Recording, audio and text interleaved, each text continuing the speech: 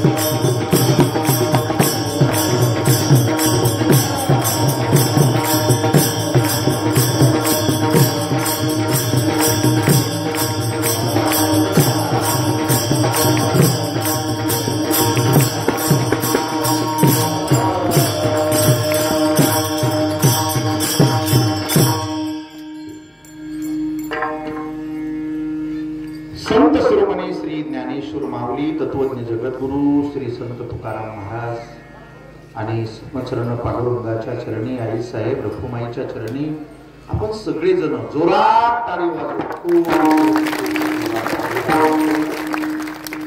नाणे मावळ असेल, अंतर मावळ असेल, पवन मावळ असेल, छत्रपती शिवाजी महाराजांच्या, धर्मवीर संभाजी महाराजांच्या पदस्पर्शाने जगद्गुरु जगदवंदनीय संत श्री तुकाराम महाराजांच्या, आजी ईश्वरवंदनी ज्ञानोबरायांच्या पदस्पर्शानं पावन झालेल्या या भूमीला, मावळ भूमीला आणि या मावळ भूमीमध्ये असलेल्या पांडुरंगाच्या सर्व लाडक्या भक्ताला मी साष्टांग लोटांगण घालून मनापासून आपल्या ग्रामस्थांनी 29 वर्ष वारकरी संप्रदायावरती, साधू संतांवरती विश्वास, श्रद्धा, निष्ठा ठेवून या संप्रदायाचं तत्वज्ञान जिवंत ठेवलं, लोकांपर्यंत नेलं, वाढवलं, मोठं केलं। माऊ, गवनेवाडी आणि परिसरातील या चारही वाडीचा माऊली तुकोबायांना निश्चित मनापासून आनंद आहे।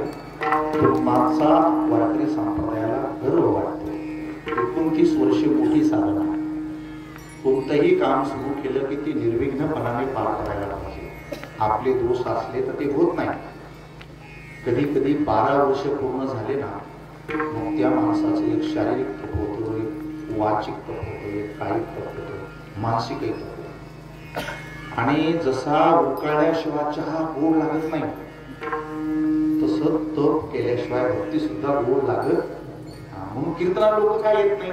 ते कालच आला कसं काय त्याला गोड लागत. याला जळून जावं लागते, भाजून जावं लागते, 12-12 वर्ष जावं लागते. उगत जराशी उकळी फुटायला सुरुवात होती. त्याच्यामुळं काय होतं की बरेच जण माळी घालीत असतात, पण ते उकळी बरोबरच जातात. कुठं जातात?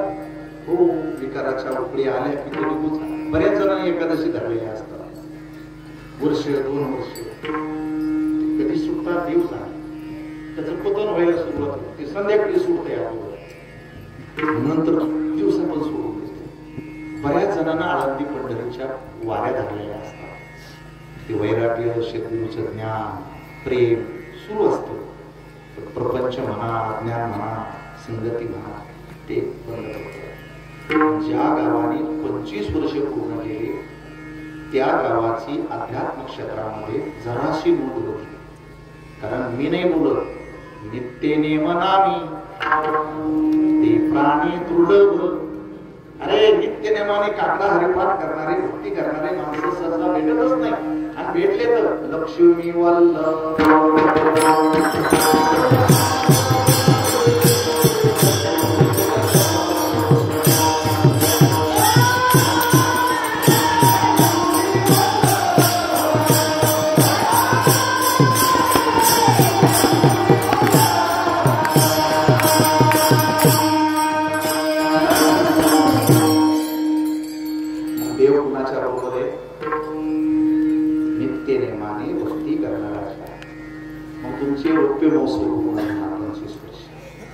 आणि आता तुमची वाटचाल झाली सुवर्ण महोत्सव. सुवर्ण महोत्सव म्हणजे 50 वर्ष नव्हे. आपलं मन सोन्यासारखं किमतीचं व्हावं, आपलं जगणं मौल्यवान व्हावं, आपल्याला एक प्रतिष्ठा प्राप्त व्हावी, आत्मस्वरूपाचं भान यावं. पांडुरंगानं आपल्याबद्दल थोडीशी दखल घ्यावी. आणि सोन्याची कधीच जशी कुठेही पडलं तर त्याची अवहेलना होत नाही, तसं हे जीवन आणि हे मन कुणाच्या शेजारी बसलं तरी ते खाली येऊ नाही. याला म्हणतात सुवर्ण महोत्सव, जो या मावळ समाजाने या वाडीवाडीने जपला. त्याच्यामुळं एकेकाचं नाव घेण्यापेक्षा मावळ दिंडी समाजाचे अध्यक्ष आदरणीय हरिभक्तीपरायण तुकाराम महाराज म्हणजे तुकाराम महाराजच बसले असं समजून बाकी सगळ्या महाराजांचं नाव घेतलं असं गृहीत समजा. विरोधी बाबा ज्ञानेश्वर महाराज, बाकी या बाजूला बसलेले सगळे अधिकारी, सत्पुरुष, ज्ञानी, वयोवृद्ध, अधिकारी, पदाधिकारी, कार्यकर्ते, भक्त लोक या सगळ्यांना वंदन करायचा. मृदंगाचार्य प्रशांत महाराज तुमच्यासह हे महाराज माझ्या दोन्ही बाजूला उभे असलेले सर्व टाळकरी पंचट होते ते नका करू, कमी करा, जसंही तसंच सोपदार. आणि ज्यांनी 29 वर्ष मंदिर झाडून काढले का त्यांच्यासाठी टाळ्या वाजवा. ज्यांनी पूजा केली देवाची त्यांच्यासाठी टाळ्या वाजवा. ते आम्ही काय 2 घंटे असणारे तुम्हाला सांगणार आहे. ज्यांनी ह्या मंदिर बांधायची कल्पना पहिल्यांदा मांडली ते असतील नसतील मला माहित नाही, त्यांची नावही मला माहित नाही, पण त्यांचं स्मरण करा की त्यांच्यामुळे आपल्या गावात मंदिर झालं. समाज ऐक्यासाठी एवढी लोक जमलीच नसती ना. कीर्तन भजन हा कार्यक्रम जर तुमच्या जीवनात आला नसता तर अशी विविध जाती धर्माचे, पंथाचे, वयाचे, विचाराचे माणसं, इतकी गोड माणसं एका ठिकाणी बसलेच नसते. म्हणून आज ते सगळे जेवढे लोक आहेत त्या सगळ्या जणांचं स्मरण केलं पाहिजे की ज्यांनी 29 वर्षापूर्वी काय सोयासंदर स्वप्न करायचे. सिस्टीम नसेल, इको सिस्टीम नसेल, एवढ्या सुविधा नसतील, कदाचित त्यांच्याकडे एवढे पैसे नसतील लोकांना द्यायला, पण त्यांनी सुरुवात केली ती महत्वाची. आज 29 वर्ष महत्वाचे नाही, 50 वर्ष महत्वाचे नाही, 100 वर्ष होतील तेही महत्वाचे नाही. ज्यांनी सुरुवात केली ते जे कोणी आपल्या गावातले असतील त्यांना एकदा पुन्हा स्मरण म्हणून जोरात टाळी वाजवून आणि आज 2025 29 वर्षाच्या समारोप आहे आपल्याला जागरणाचं कीर्तन. अतिशय महत्वाचं कीर्तन असतानाच उद्याचा काला असतो नुसता. पहिल्या दिवशी महाराजांनी मंगलाचरण करावं, लोकांच्या कल्याणाची भावना करावी, सद्भावना निर्माण होईल, परस्परात प्रेम तयार होईल, ह्या कल्पनेनं देवाच्या कृपेनं नावानं निर्विघ्न पार पडावं असा पहिल्या दिवशी महाराजांना संकल्प करावा. दुसऱ्या दिवशीचे, तिसऱ्या दिवशीचे, चौथ्या, पाचव्या, 6व्या दिवसाचे जे महाराज असतील त्यांना जसं जमल तसं त्यांनी ज्ञान सांगावं, बोध सांगावा, वैराग्य सांगावं, भक्ती सांगावी, नाही तर मग करमणूक करावी, तुम्हाला समजून सांगावं, तुम्हाला हसून सांगावं, ज्याला जसं जमल त्यांना आपापला माल या गावात वाटावा. पण आजचा जो कीर्तनकार आहे त्याला असं काहीही करता येत नाही. हे त्याच्यासाठीच कंबर बांधलेलं असतं की कंबर बांधता बांधता संप्रदाय सांगतो डोक्यात हवा जाऊ देऊ नको, वारकरी तत्वाचा बांधील राहा. आज जागराचं कीर्तन आहे. जागर म्हणजे साऱ्या रात जागरानं नाही. 29 वर्षापासून आम्ही काय केलं, आमच्या जीवनात काही बदल झालेत का?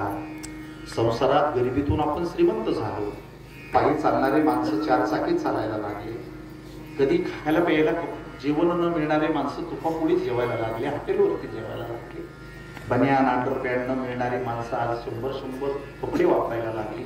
हे सगळं चांगलंय, पण आमची नजर चांगली झाली का? दुसऱ्याकडे पाहण्याचा भेदभाव कमी झाला का? मी विकारातून कमी झालो का? माझा अहंकार कणभर तरी कमी झालाय का? मी ज्या देवाच्या देवळात जातो तिथे मी हे सगळं घेऊन तर जात नाही ना, का तिथे जाऊन सुद्धा मी विकारीच बोलतोय? मी काय केलंय त्याचं परीक्षण करून ज्यांनी काकडा केलाय, हरिपाठ केलाय, दिंडी काढली, झाडून काढलं, रांगोळ्या काढल्या, दिंडीत आलात, ऐकायला आलात, पंक्ती घेतल्या, महाप्रसाद घेतला, या सगळ्यांच्या साठी तुमच्या सोप्या भाषेत म्हणजे आजच्या महाराजांनी चेक तयार करायचा असतो. याला इतके, याला इतके, याला इतके, याला इतके. आणि तो चेक कीर्तन ऐकता ऐकता ज्यांची ज्यांची जास्त सेवा असेल मनापासून त्यांचं पेमेंट जास्त होतं. जे कधी मध्ये येते त्यांचं पण होणार, देव उपाशी जाऊ देणार नाही कोणाला, पण थोडं कमी करणार. जे नुसतेच कीर्तनाला येते बाकी काही पाहत नाही त्याला थोडंसं भेटणार, आणि ज्याला कोणतंच काही भेटणार नाही त्याला पैशाचं पाकिट भेटणार, बाकी देवाचं काही नाही भेटणार. असा चेक मला तयार करायचा असल्यामुळं मी हळूहळू तुमच्याकडे पाहत राहणार आहे. तुमचा चेहरा सांगतोय मला की यांनी कुणी कुणी ड्युटी बरोबर केलेली आहे. ज्याचं मन समाधानी आहे, तोंडातून आपोआप विठ्ठल विठ्ठल येते, टाळी वाजती, आपण असं समजतो आपल्या कंपनीचा माल आहे, यानं वर्किंग केलेलं आहे, याच्या नावानं 2 पैसे द्यायला हरकत नाही. जे इथं येऊन ताणतणावात गेलेले आहेत, टेन्शन मध्ये गेलेले, उदासीमध्ये गेलेले, डिप्रेशन मध्ये गेलेले, त्यांना काय काय भेटणार? त्यांना आडी अडचणी, संकट, देणे घेणे, विकार, विकृती. कारण मालक मी नाहीये, मी नोकर आहे. तुमच्याकडे पाहून तुमचा चेक पांडुरंगाची हवली करणं, आणि मग जसं जशी तुम्ही सेवा केली असेल तसा तसा काय मिळत, काय मिळत बोला? मेवा मिळत. म्हणून आजचा दिवस असल्यामुळं, चेकचा दिवस असल्यामुळं बेंबीपासून आवाज काढा. देव हजर आहे आजच्या कीर्तनात. जेव्हा यावं लागतं ना, कोणत्या पक्षाच्या कार्यकर्त्यांना कार्यक्रम ठेवला की आमदाराला यावं लागतं, 29-25 वर्षाच्या पुढे सत्ता करायला लागले तुम्ही की पांडुरंगाला इथं हजर राहावं. आज देव आपल्यामध्ये. आता तुम्ही म्हणता दिसणार कसं नाही, दिसल्यावर तर तुम्ही काय मागता त्याची काय गॅरंटी? तुम्ही साध्या आमदाराला इतकं बेजार करता, तर देव भेटणार कसं बेजार करणार? म्हणून देव आज आपल्यामध्ये आहे की यांनी माझं खरं काम केलेलं आहे. मग आता कुणाच्या रूपात आहे देव? तर विनेकऱ्याच्या रूपामध्ये आहे. विनेकऱ्याकडे पाहून नमस्कार करावा. विनेकऱ्याच्या अंगात असतो देव. ते पहिल्यांदा देव कीर्तनात यायचं म्हणजे नामदेव महाराज. नामदेव महाराज घाबरले ना. ते म्हणले वो आम्ही साधी माणसं, तुम्ही ब्रह्मांडाचे मालक, एवढ्या मोठ्या माणसाला कशी सोय करा? अहो पद पाहून सोय करावं लागते ना. ते म्हणले नामदेव महाराज तुम्ही काही टेन्शन घेऊ नका, मी काही विठ्ठल आहे असं कोणाला दिसणार, गुपचिप येतो, फक्त कुणाच्या तरी अंगात बसून ऐकतो. मग म्हणले महाराजाच्या अंगात येतात? म्हणले नाही, महाराजाची गॅरंटी नाही. महाराज अभंग एक घेतात आणि लोकांना एक सांगतात. इतकं खोटं बोलणाऱ्याच्या अंगात मी जाईन याची मला काही विश्वास वाटत. वाजवणाराच्या म्हणले पहिल्या दिवशी येते, नंतर दुसऱ्या दिवशी तुमचं नाही चालू, वाजवता कधी डिंगडंग बी वाजवते, त्यांच्या बी अंगात येणार. म्हणजे चाली म्हणणाराच्या, चाली म्हणणारे लय गोडे हो, काकडा भजन सगळं करते, पण कीर्तनात उभं राहिल्यावर त्याला पिक्चरच्या चाली का लावा वाटते. कसं असतं माहितीये का, दूध जरी प्यायचं असलं ना तर त्याला काचेचा ग्लास असावा, भांड चांगलं असावं. काय आपल्या गाईचं दूध घरचं झालं म्हणून का दारूच्या बाटली थोडी पिऊ नये. तसं अभंग झाले म्हणून काय पिक्चरच्या साली तरी लावायचे असतात. कधी कधी बुक्का लावणारे माणसं आम्हाला चुन्याच्या डबीत बुक्का आणते. त्या चुन्याबद्दल आम्ही रोज बोलतो, ज्याने अख्ख्या जगाला वाट लावली तो चुना आमच्या हात देतो. मग आम्हाला वाटतं बाबा आपल्याला लागू नये म्हणजे बस काय करा. तर बुक्का जरी आपला असला, बुक्का जरी पवित्र असला, बुक्का जरी गोड असला तरी तो चुन्याच्या बाटलीत डबीत आणू नये. तसं थोबाड जरी आपलं असलं, तोंड जरी आपलं असलं, गायन जरी आपलं असलं, विद्या जरी आपली असली, बोलता जरी आपल्याला येत असलं तरी भगवंताच्या तत्वा व्यतिरिक्त या तोंडाने बोलू नये. भक्ती ज्ञानाविरहित इतरान गोष्टी कराव्या, प्रेम भरे वैराग्याच्या युक्ती निवराव्या. त्यामुळे आज तुम्ही सगळेजण आहेत, खूप आनंदाचा मोठा सोहळा आहे. व्यासपीठ चालक हरिभक्तीप्रायण गुलाब महाराज कुंभार ज्यांनी मला या कीर्तनाच्या बद्दल बोलवले. आणि तुषार कुठे जगताप, आणि तुम्ही लपून कसे बसले मला दिसा की. तुषारनी फोन करून तुमच्या सगळ्याच्या वतीने ही सेवा दिली, सातत्यानं संपर्कही केला, काळजीही घेतली. त्याच्यामुळे धन्यवाद की मला तुमची सर्वांची सेवा करता आली. पण आज नवनाथ महाराज जांभळे असतील, हरिभक्तीपरायण गणेश महाराज जांभळे असतील, आनंद महाराज जगताप असतील, मच्छिंद्र महाराज कुंभार असतील, विनयकरी बनाजी महाराज जगताप, शांताराम महाराज जगताप, एकनाथ महाराज चव्हाण, शंकर महाराज वडे, रामचंद्र महाराज धामणकर, बाकीचे सगळे महाराज हे डिपार्टमेंटचे लोक आहेत.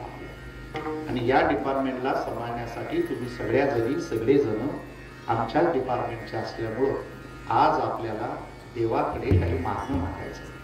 मागितल्याशिवाय तो माय बी पाहिजे, रडल्याशिवाय तर बाप बी देत नाही, संघर्ष मोर्चे केल्याशिवाय सरकार देत नाही.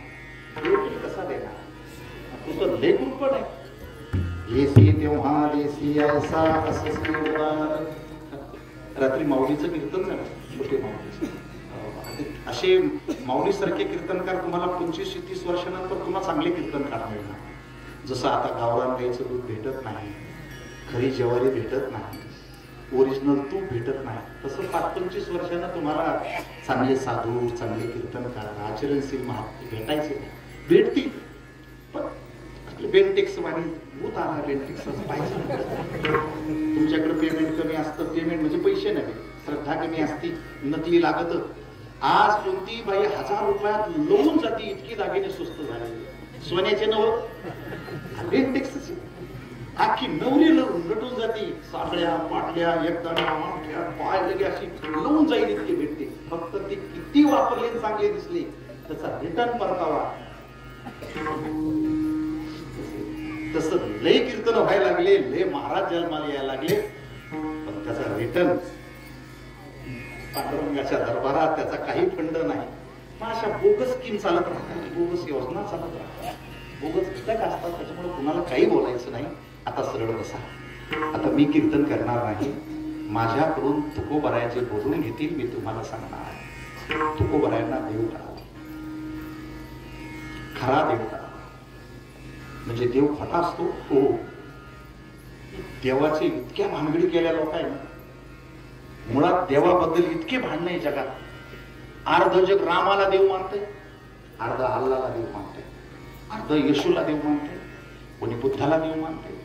म्हणजे देवाच्या बाबतीत लोकांचं एकमत झालेलं तुमचं तरी कुठं झालंय. तुम्ही पांडुरंगाची वारी करता, तुमची बायको तिरुपती बालाजी,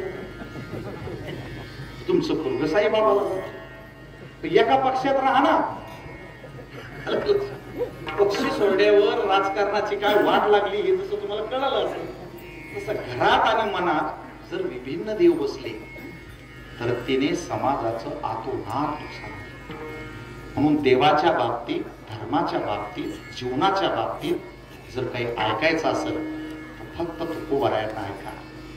आणि हा अभंग याचा परिचय करून द्यायची गरज नाही. कारण हा अभंग ज्याला माहित नाही तो आपल्यातलाच नाही समजायचा. हा अभंग रोज म्हणायचं सांगितलेला आहे. का? तुम्हाला कीर्तन झाल्यावर कळेल. हा अभंग आपण 2दा म्हणतो, कधी कधी 3दा म्हणतो, पण याच्यामध्ये असं सांगितलंय, कदाचित तुम्ही विश्वास ठेवणार नाही. माझ्या गुरुकृपेनं, तुकोबरायाच्या कृपेनं मी आज तुम्हाला सांगेन. ऐका. भव भ्रम जन्म मरण तुम्हाला असं काहीच कमी राहणार नाही की जे तुम्हाला भेटणार नाही. जगातले सगळ्यात मोठे श्रीमंत व्हाल तुम्ही, फक्त हे कळलं पाहिजे तुम्हाला. ऐका ना, ज्ञान झाल्याशिवाय सुख मोक्ष आणि देव कधीच भेटत नाही. ज्ञानादेव तू कैवल्यम. देवाचं स्वरूप ज्ञान आहे. देवाचं स्वरूप काय आहे? ज्ञान स्वरूप आहे. देव सत्य स्वरूप आहे. देव अखंड आहे. देव आपल्या हात आहे. देव भरून उरलेला आहे. देव या ब्रह्मांडाचं मूळ आहे. देव आपलं तुमचं माझं जीवन आहे. आणि आपण संपतो ना तेव्हा त्याच्यातच जावं लागतं आपल्याला. म्हणून देवाचं ज्ञान होणं गरजेचं आहे. देवाच्या बाबतीत भ्रम नको. म्हणून तुकोबरायांनी जगात कोणीच मागितलं नाही असं विलक्षण दान मागितलं. पण का मागितलं असं? काय मागितलं? फक्त तुझा,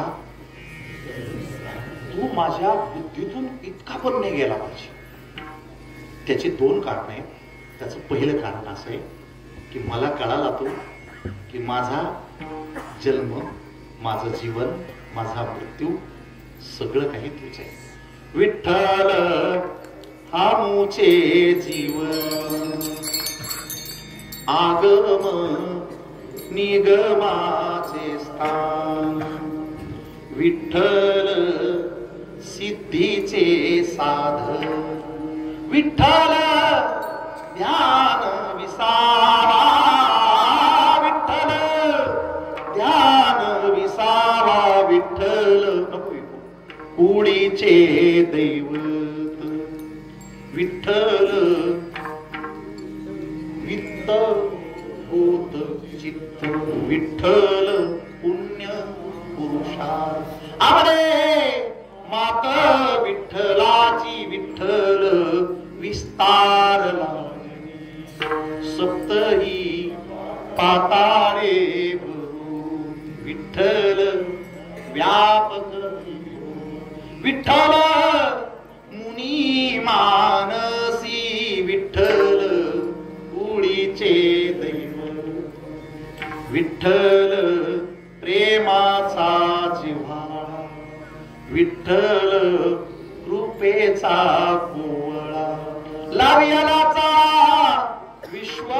विठ्ठले विठ्ठल कुडीचे दैवत. विठ्ठल माय बाप चुरा. विठ्ठल भगिनी आणि भ्राता. विठ्ठले विन साड नाही.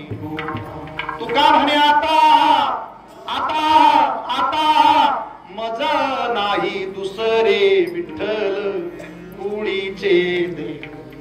काय ताकद या बोलल्या. म्हणजे माझं माय बाप बहीण भाऊ पैसा पुरुषार्थ जग तप स्वर्ग अनुष्ठान माझा विठ्ठल आहे. आणि काय बोलले? माझं दुसरं कोणी नाही. माझं दुसरं काय बोलू ते महाराज. हे माझा, तो माझा, गळ्यातला ताई तो मोठा भाऊ. माझं कुणी नाही आहे जगात. आणिक दुसरे मज नाही आता. मला कुणी नाही. पण आता हे विलक्षण बोलणं व्यवहारात नाही ना पटत. तुम्ही जर असं म्हणले पांडुरंगा तुझ्याशिवाय माझं जगात कुणी नाही, आपल्यात इथंच हेलसाळ सुरू आहे. तुमच्या बायका पोरं भाऊ पाहुणे इथं बसलेले, तुम्ही तुझं कोणीच नाही. आपल्या सगळ्या म्हणावं लागतं मी तुमचा आहे, मी तुमचा आहे, मी तुमचा आहे, मी तुमचा आहे, हे माझे, मी तुमचा आहे. व्यवहारात हे सगळं सुरू आहे आणि परमार्थाची उंची इथे आहे. आता असं बोलल्यानं नाही करणार तुम्हाला, थोडं प्रॅक्टिस करून दाखवूया. विठ्ठलाशिवाय दुसरं काही नाहीच आहे, फक्त एकच विठ्ठल आहे. आमचा देव म्हणून का? नाही नाही, तुम्ही व्याकरण लावा, विज्ञान लावा, तुमची बुद्धी लावा.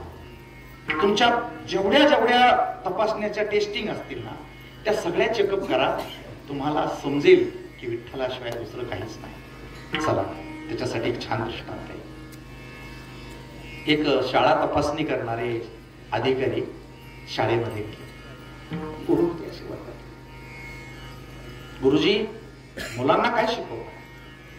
ते म्हणजे बघा विचारा, शाळेची तपासणी म्हणतात काय. तसं महाराज लोकांनी आल्याच्या नंतर श्रद्धेची, भावाची, निष्ठेची, वैराग्याची, प्रेमाची तपासणी केली पाहिजे. हे देता सोडून आपलं नसले तमाशे काय कामाचे. तपासणी केली काय झालं, वायात जात नाही ना, रिअली काम करते का, यांचं बरं होईल का, हे चुकीच्या दिशेनं जर जात नाही ना मग त्याला तपासणी म्हणते. आणि तपासणीचं प्रेशर येतं. तपासणीचं काय येतं, हो तुम्ही असं चालती गाडीला नुसत्या पोलिसांना शिट्टी मारा, साईडला लाव, लगेच इंडिकेटर लागत आहे. कारण इन्शुरन्स नसतो, नीट नावाची नसते, कोणतेच कागदपत्र नीट नसते, तिकडं नाही पाहायचं. तसं नीट गळ्यात माळ नसती, एक माळीचा जप नसतो, स्वतः देवपूजा केलेली नसती, कोणाचं बरं केलेलं नसतं. काय तपासणी करणार? आणि तपासणी केल्याशिवाय गाडी सोडता येत नाही. तसं तपासणी केल्याशिवाय जीवनमुक्ती मिळणार नाही, तुम्हाला देव मिळणार नाही.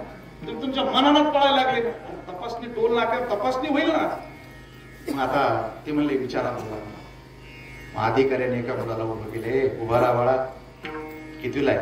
तुम्हाला 5वीला आहे. वा वा वा छान, 5 वर्ष घातले तू आमच्या शाळेमध्ये, 29 वर्ष राहिले तुम्ही आमच्या शाळेत.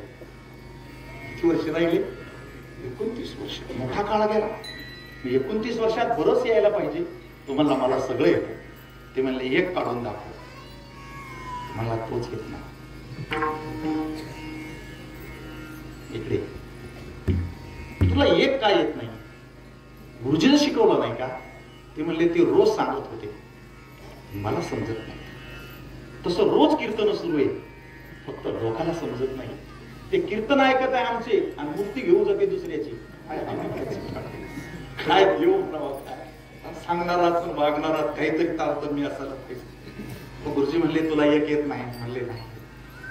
गाव सर म्हणले तुम्ही एवढा पैसा घेता गव्हर्नमेंटचा, 50,000 रुपये दर महिन्याला, तसं महाराजाला कधी कधी दाबलं पाहिजे एखाद्या तारखेला की इतकाले पेमेंट घेताय. लोक नीट बसत नाहीत, अजून मांड्या घालीत नाही, टाळी वाजत नाही, काल आहोस तर वर्गणी देत नाही. ते त्या गावाची दोष नाही, महाराजाचं पाप आहे. कोणाचं पाप आहे? हो, ज्या नेतृत्वानं तो समाज घडवला त्या समाजातले बेनिफिट हे त्या समाजाचे नसतात, त्या घडवणाराचे असतात. जो पैलवान एका क्षणात पाडतो दुसऱ्याला, हे ते पाडणाराच यश नसतं. त्याचा जो तालीम घेतो ना खरा बाजर, त्याला जात असतं. तसं समाज जर चुकीचा वागत असेल तर हा समाजाचा दोष नसतो, ते नेतृत्व करणाऱ्या महाराजाकडे जातो, गुरुकडे जातो, आचार्याकडे.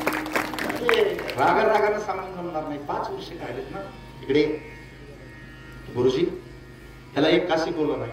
ते म्हणले मी त्याला रोज सांगत होतो एक मन एक मन एक मन, तू एकच म्हणतो, तिला लिहिता येत नाही, त्याला समजत नाही. साहेब म्हणाले सर, लोकाला समजत नसल, लेकराला समजत नसल तर आपण त्याला व्यवस्थित काढून दाखवलं पाहिजे. बाळा पुन्हा कुणाला एक येत नाही रे, सगळेच म्हणले आम्हाला एकच येत नाही, तिकडे पाहायचंच नाही, ते शाळा वगैरे काही कार्यक्रम नाही. तसं तुमचा एक भाव, एक निष्ठता आणि एक वाक्यता आढळून येत नाही. बिरारे सगळेजण तुम्हाला एक येत नाही? गुरुजीने विचारलं, जाऊ दे, तुला एक नका समजू देऊ, मला असं सांग, हा एक तुमच्या जीवनात उतरलेला आहे बघ. तुम्हाला आमच्या जीवनात? हो हो. मला सांग, तुला आई आहे की नाही? म्हणे हो. आईच हातात काय असती? म्हणजे बांगडी. मग तुला बांगडी काढता येईल का नाही? ते म्हणला अर्ध्या सेकंदात, कारण त्याला काय दिसत होती? बांगडी दिसत होती. वा वा वा छान. आता हा खडू घे आणि फळ्यावरती मला बांगडी काढून दाखव. त्याने गोल आडं मारलं. सर म्हणले याला म्हणतात बांगडी. याला काय म्हणतात? बांगडी. आता तुझ्या आजोबाच्या हातात काय असतं? म्हणे काठी. मात्र झालेले. आता असं कर, ह्या गोल काठीच्या शेजारी, बांगडीच्या शेजारी ते काठी ना ती अशी उभी ठेवून दे. आता तोपर्यंत त्याच्या डोक्यात एकच होतं, हे जे दिसतंय त्याचं नाव आहे बांगडी, आणि जी उभी दिसती त्याचं नाव काय आहे हे त्याच्या डोक्यात होतं. पण गुरुजींनी त्याला सांगितलं, अरे यालाच एक म्हणतात. याला काय म्हणतात? ती म्हणत मग हे आमच्याच घरात आहे. मग विठ्ठल मी तुमच्याच पोटात आहे असं तुम्हाला कीर्तन कळेपर्यंत हळूहळू समजेल. ती म्हणला, अरे बापरे, इतक्या दिवसाचं समजलं नव्हतं, आज समजलं मला की बांगडी आणि काठीलाच काय म्हणतात एक. तसं शून्य जी असती तिचं नाव आहे माया, आणि जे उभं असतं त्याचं नाव आहे ब्रह्म. जे शून्य असतं तिचं नाव आहे प्रकृती, आणि जे उभं असतं त्याचं नाव आहे पुरुष. असं समजत नसन तर जे गोल असतं त्याचं नाव आहे देवी, आणि जे उभं असतं त्याचं नाव आहे ईश्वर. देव आणि देवी असं समजत नसन तर मग महादेव पार्वती म्हणजे झिरो, आणि त्या पार्वतीच्या शेजारी कोणी?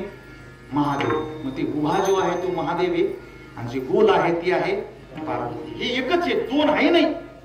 मग आता तुम्हाला ते समजत नसेल तर राम म्हणजे काठी आणि सीता म्हणजे माया, हे समजत नसेल तर उभा आहे त्याचं नाव पांडुरंग. हे मी नाही सांगत, पुसू नका बाई वेदासी काही कळलेची नाही. शेष सिनला झाल्या सहस्र जिभा जिभा देव का विटे वारी.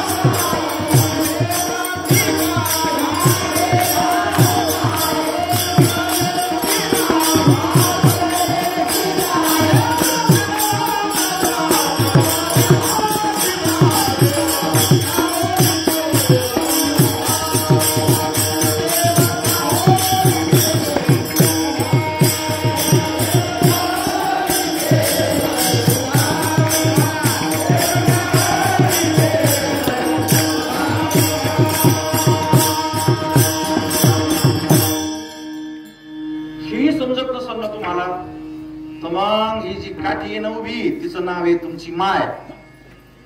हे गोल आलं, आणि जे उभं आहे त्याचं नाव आहे बाप. नीट ऐकलं माझ्याकडनं. म्हणजे जे ब्रह्म, जी माया, जो ईश्वर, जी देवी, जो महादेव, ती सीता, जो राम, ती सीता, महादेव ती पार्वती, विठ्ठलाची रुक्मिणी, आणि तुमचा बाप आहे देव, आणि माया आहे रखुमाई. हे ज्या दिवशी समजत त्या दिवशी देव असाच उभा राहील. कारण देव पूजना आलेला नाही पंढरीला, देव जपाना आलेला नाही, देव त्यागाना आलेला नाही, देव देवाच्या भक्तीनं आला नाही, देव मायबापाच्या भक्तीनं आला.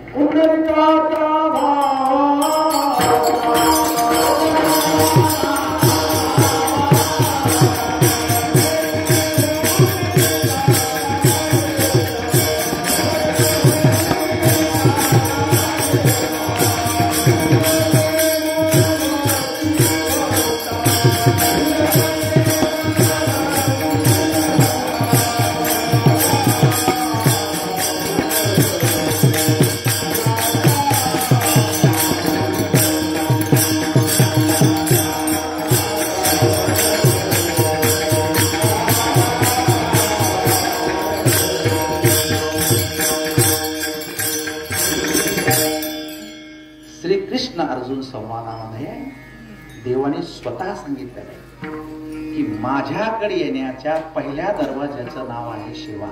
तद्विधी प्रणिपातेन परिप्रश्न तनु मनु जीवे. म्हणजे पहिला दरवाजा कशाचा आहे? सेवेचा. तुम्ही काही मायबापाची सेवा केली नाही. आपल्या बसलेल्यात कोणाकोणाला वाटतं बरं माझा बाप विठ्ठल आहे?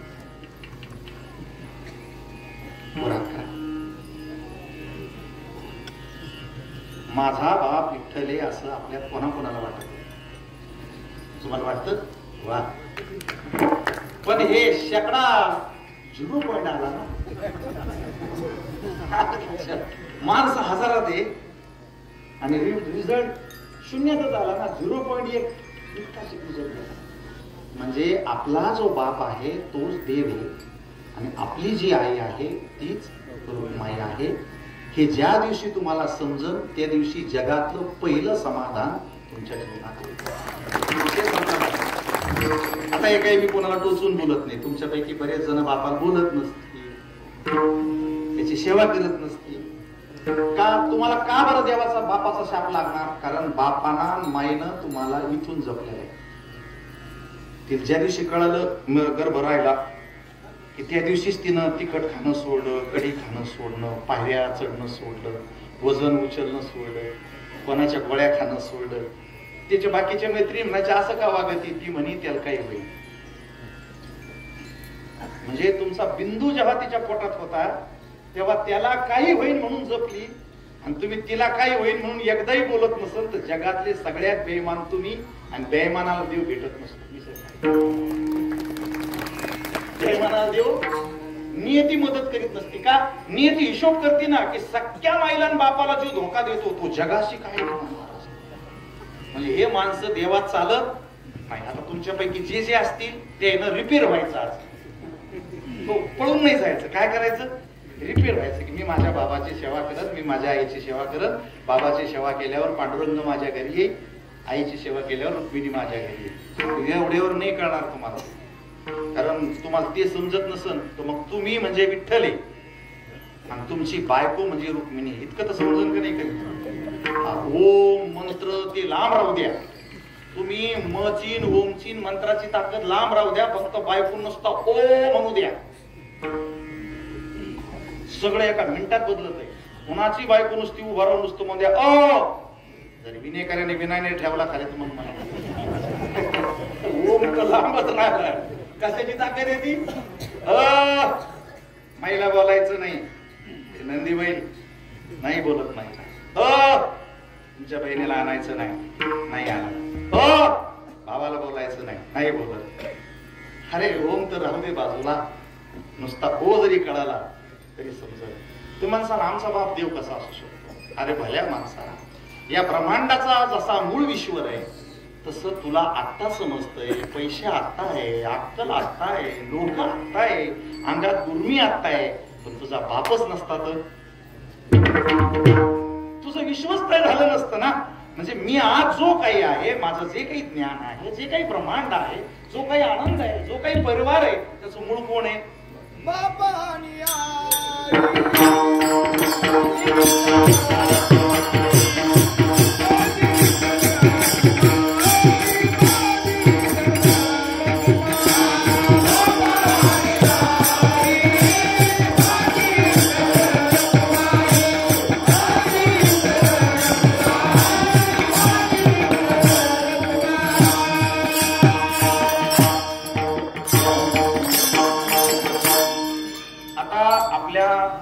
या शब्दाचं विषांतर होईल. आपण इथेच थांबूया. आई बाबाबद्दल बोलण्याचे भाग वेगळे, त्याच्यात तुमचा वेळ जाईल. फक्त आपल्याला एवढंच कळालं की आपण या जगात आलो ते कोणामुळं? मायबापामुळे. आणि जर आपण त्यांना जर धोका देणार असेल तर जगाचा बाप काही तुम्हाला भेटणार पण हे नाही कळणार. त्याच्यासाठी आपल्याला इकडे यायचं अगोदर तुकोबरायांकडे यायचं. तुझा विसर ना का? तुमचं स्वरूप तुमच्या लक्षात येईल. ऐका आता मी तुमच्या समोर उभा आहे. हे लाईट लावलेले आहेत माझ्याकडे. हा प्रकाश म्हणजे देव. देवा तुची गणेशू सकलार्थमती प्रकाशो म्हणे निवृत्ती दासू अवधारी तुझी. ऐका ना बापू, देवाचे तुकडे तुकडे नका करू. देव एक असतो. दोन नाही, दोन जन्मालाच आले नाही. मग प्रकाशात येतोस. जसं झिरो म्हणजे माया, काठी म्हणजे ईश्वर, हे कळालं तुम्हाला. पण त्या मुलाने विचारलं मग बाबा दोन कसे करायचे साहेब? ऐका ते काय बोलले. बाळा, दोन कधी जन्माला आलेले नसतात. दोघांचं काही अस्तित्व नसतं. ते खोटे असते. मग ते काढायचे कसे? ते म्हणले असं ही बांगडी आहे ना फक्त अर्धी काढायची आणि उभीची काठी आहे ना, जिथं जिथं आडवं येतं तिथं इथंच भांडणं होते. अद्वैत कुसरी विरळा आणि ही एकात्मतेची कला आहे आणि एखाद्या माणसाला जर तयार होती, तुम्ही काही टेन्शन घेऊ नका. दोन कसे झाले, अर्ध त्याच एकातलं आणि एकातलंच एक उभं घेतलं काय केलं. आता तुम्ही शिकलेले आहे ना, दोन म्हणजे कोण, दोन म्हणजे कोण मराठीत एक अधिक एक बरोबर 1 + 1 राईट. दोन कोण, एकाला डबल एक मानलं, एकाला डबल एक म्हणलं की त्याच कल्पना काय करायची, दोन. म्हणजे मग दोनाच्या पोटात कोण, तो अद्वैत आहे. काय आहे तो, अद्वैत आहे, अभिन्न आहे. मग तो तुम्हाला मी डोळ्यात दाखवलं पाहिजे. त्यासाठी मग आता पुढचं ऐका. मी आहे लाईटाच्या समोर उभा, हे माझं शरीर प्रकृती, आणि या लाईटामुळं माझी सावली पडली. तिला मी फेटा घातला, मी हातवर केला की ती बी वर करते, मी बसलो की ती बी बसते, मी चाललो की ती पण चालते. आता ही पुन्हा मुळे आली.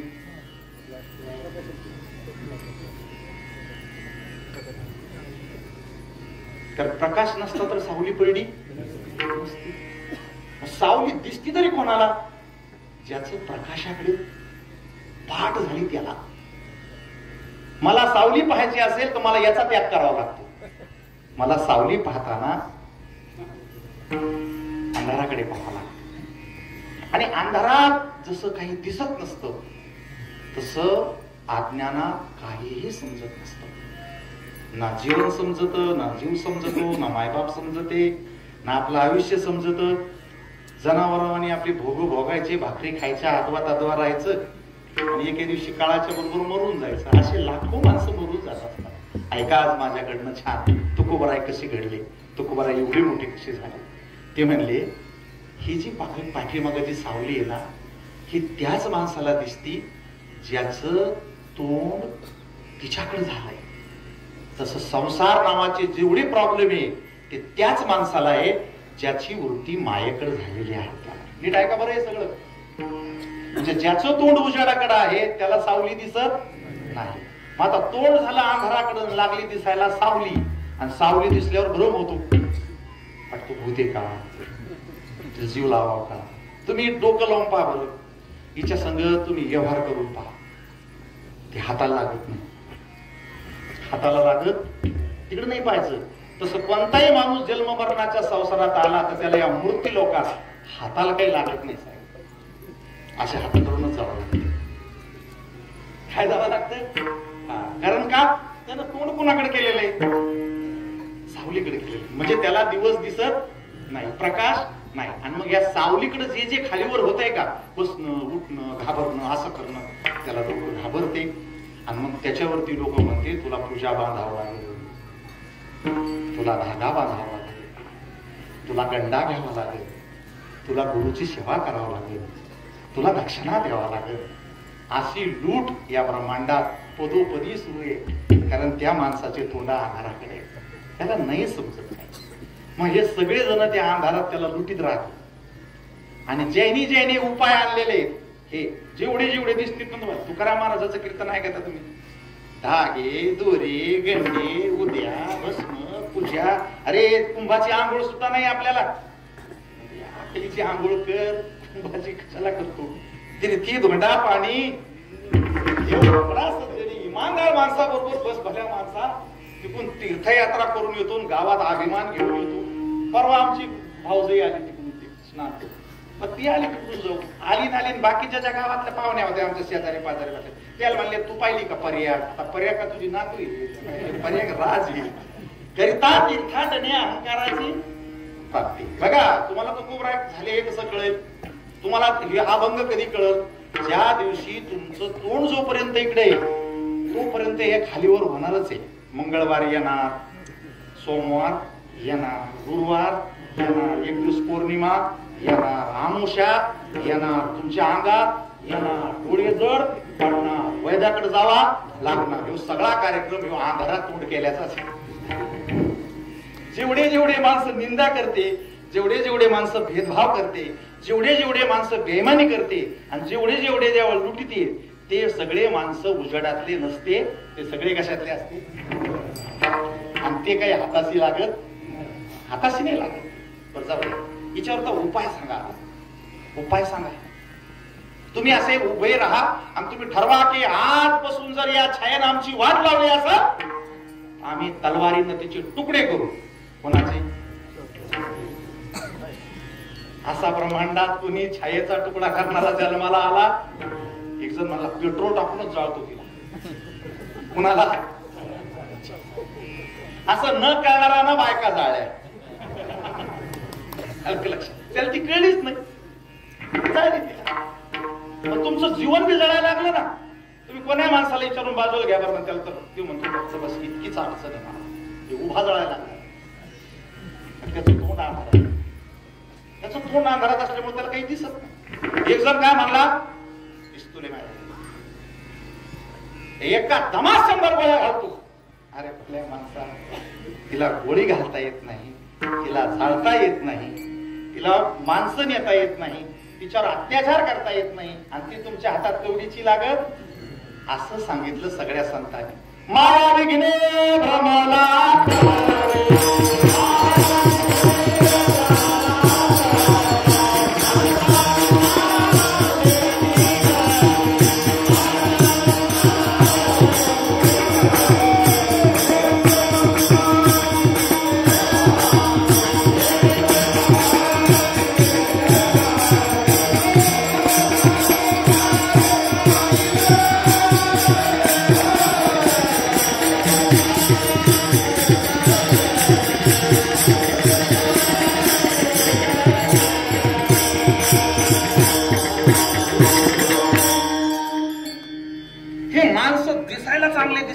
विघ्नानं करपलेले. कशानं करपलेले? आणि कोणतं विघ्न आलेलं आहे? अविद्या मायेचं. हे पैशाच्या अडचणी, सुखन दुखन, दवाखाने, नाडी अडचणी, याला काही संकट मानू जाऊ नका, ते कमी जास्त होत राहत. खरं दुःख आहे हेच की आपण फसलो.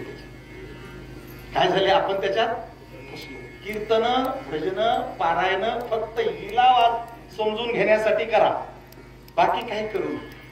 याच्यासाठी जगातला सगळा कार्यक्रम सुरू होता. कोणताही माणूस होतो आणि माझ्या संसारात बरोबर पूजा करत असतो. आज भल्या माणसा तू डब्यात बसलेला आहे अंधारात. तुझं तोंड जोपर्यंत पांडुरंगाकडे होणार नाही, याला इलाज काय? याला इलाज याला सोपा आहे हो. ज्याचं तोंड तिकडं झालेलं आहे ना, त्या छायाला नका मारू तुम्ही. फक्त त्या ज्याचं तोंड तिकडं झाले का, त्याला फक्त असं फिरवा इकडं, ती आपोआप सोडून देते. आणि मग तोंड कोणाकडे होतं? पांडुरंगाकडे. असं तुकोबरायाचं अंतर्मन देवाकडे झालं आणि पण सगळं कळालं. मग ते म्हणले सांगता येत नाही, कारण अंधारात जास्त ताकद असते, प्रकाशात कमी असते. 4-5 लाईट लावली तरी आपण नीट दिसा. अंधार इतका बदमाश किंवा मंडपात येऊन आपल्याला दाटी करू राहिलाय. पहिले सावळा सावळा अंधार आहे, आणि हा अंधार फक्त ह्यो बंद व्हायचीच वाट पाहतो. हो, तर माहितीये एकदा बंद पडला, तुम्ही पहा लाईट गेली होती ना, बऱ्याच जणांना लगविला चान्स आणला. ज्याला उठून जायचं होतं ते याचा जमला कार्यक्रम. कारण हे सगळे कार्यक्रम कुठं जमते? अंधारातच जमते. म्हणून इथून पुढं वैर, दुश्मन्या, निंदा, टीका, भेदभाव, तिरस्कार हे सगळं कुठं घडतं? आणि हे जर तिथं घडत असतं तर तुम्ही समजून घ्यायचं माणूस अंधारात. त्याचा काही नाही, त्याचं तोंडच तिकडे येईल. त्याला काय जाणार आहे दुसरं? अशा माणसाला काही मारायचं नाही, काही करायचं नाही. ते थे माझी हरी माझ्या समोर. आणि मी जर प्रकाशाकडे पाहिला असेल तर मला कशाचा त्रास केला? तिचा त्रास तर सोडाच, पण मी प्रकाशाकडे पाहिल्यामुळं माझं शरीरच इतकं प्रकाशितमान झालं की चंद्र सूर्य आहे तोपर्यंत कोट्यावधी कीर्तनकार जन्माला आले तरी तो का म्हणे म्हणल्याशिवाय पुढे जात नाही.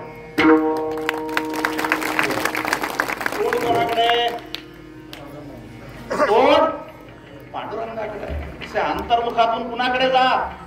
देवाकडे पहा. देवा. आणि हे इकडे पाहता पाहता कधी गडबड होईल इकडे पाहायची गॅरंटी नाही, कारण अख्खं जग अविद्येत आहे ना. मेजॉरिटी जास्त पापी लोकांची आहे ना, अज्ञानी लोकांची आहे ना, दुराचारी लोकांची आहे ना, तुम्हाला एका मिनिटात ते बहिर्मुख करू शकते. काय करतील? आणि मग तिथं तुमचा देवाचा विसर पडेल. तो जर विसर पडला, इतकं जरी मागं पाहिलं तरी धोका होऊ शकतो. म्हणून आजपासून इतकं सुद्धा विठ्ठलाला विसरू नका. गडबड होईल तुमची. काय होईल तुमची? हो, अभिमान होईल, अहंकार होईल, जन्म वाया जाईल. नको ते काही, कारण तिकडे तोंड केल्यावर तुमचा मेळ बसणार नाही. म्हणून इतकं सुद्धा बाजूला जायचं. याच्यासाठी दृष्टांत पण ऐकायचं.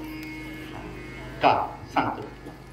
समजा मी उजेडात आहे, मला कळालं की आता इकडे तोंड केल्यावर तर काही अंधार आहे नाही, सावली आहे नाही, इकडे गेल्यावरच येते. मग याला उपाय काय आहे? तिला उपाय आहे हरी हरी तुम्ही म्हणारे सकळ तेने मायाचा.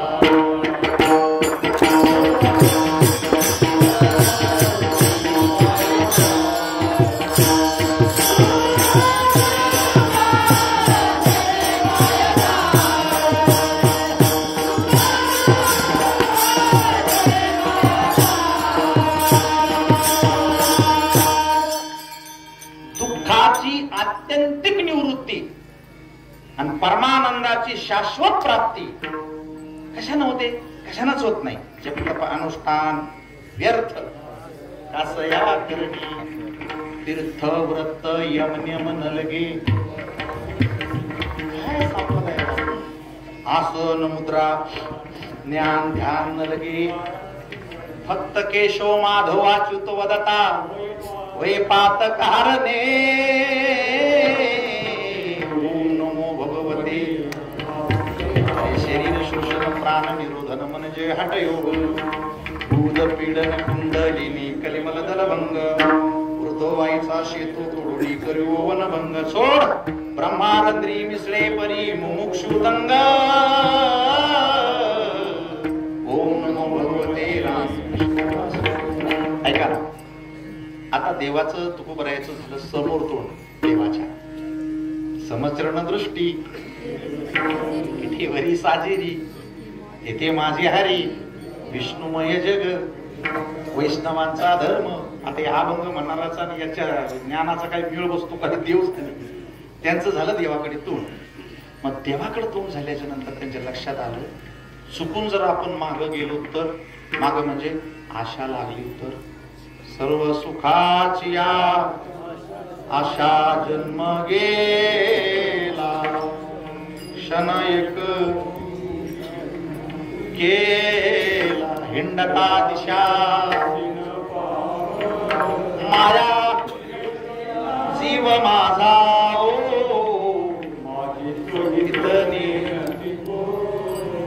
माग नको पाहायला, माग पाहायला. म्हणून ते घरी जात नव्हते.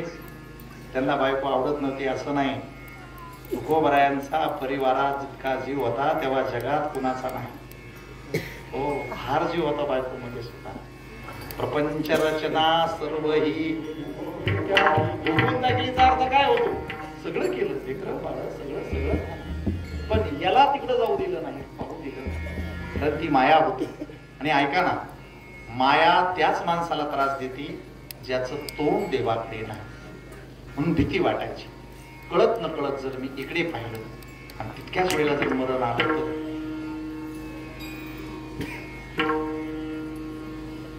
शास्त्र आणि अभंग कसे जुळते मिळते. यम यमवापी स्मरम भावम तेजतेंते कलेवरम. ज्या क्षणाला देह सोडला त्या क्षणाला जर वृत्ती दुसरीकडे गेली, जन्म वाया गेला, काकडा गेला, हरिपाठ गेला, वाऱ्या गेल्या, भजन गेले, सगळं. तुकोबराय सोप्या भाषेत सांगितले. याच्यासाठी केला होता आता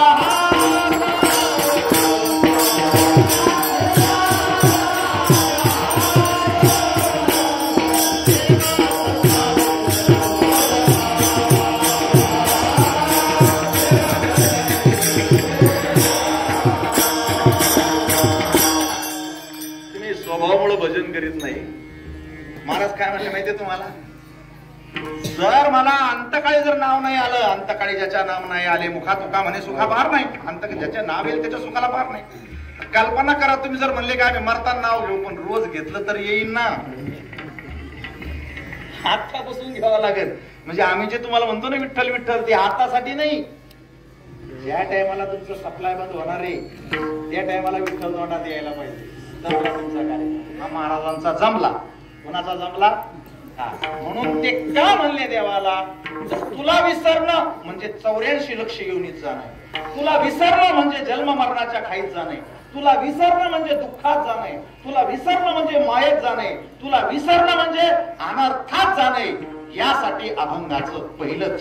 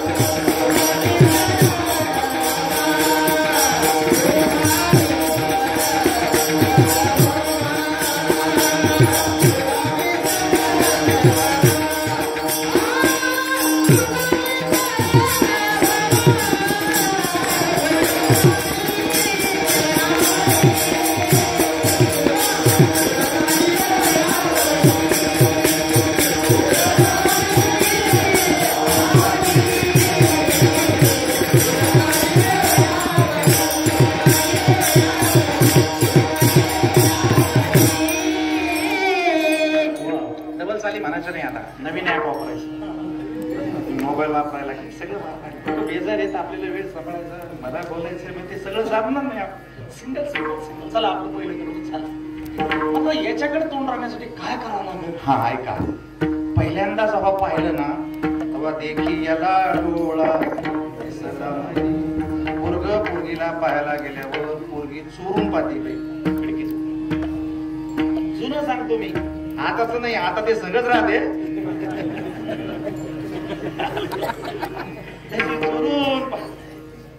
हाय का दुसरी म्हणते तो तो तो सफेद शर्टावाला, तो पॅन्टीवाला तोय ना, तोय तुझा. आणि मग बाकीची त्याची म्हणते ती ती सजलेली, हा ती. तर पोरग जर पाहायला यायचं असलं तर ह्या सगळ्या पोरी ना ह्या जात्यात तळेगावला केस बिस धुवून कटक करून पुसून चेहरा बिरा धुवून भया कापून. याला माहित असतं एकदा फसला मरुस तर जात नाही कुठं. तसं देवाकडं नटून आलं पाहिजे. एकदा आपला म्हणला जन्मजेली आपला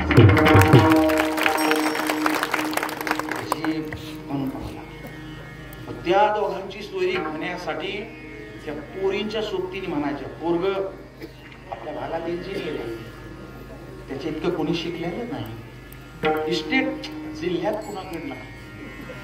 शरीर एका 5 मिनिटात पहिलवान दुसऱ्याला पाडतंय. रूपाना देखणं लय भारी. मग ती दिवसभर त्याच ध्यान करते मनाचं नव्हतं. आणि बाहेरचे पोरं ते सांगत असते जिल्ह्यात नाही, तिकडे नका पाहू पोर, इकडं. ते पोरणपोरीचं काही घेणं देणं नाही मला. आपलं जे मन आहे त्याचं नाव आहे पोरग आणि बुद्धी आहे त्याचं नाव आहे.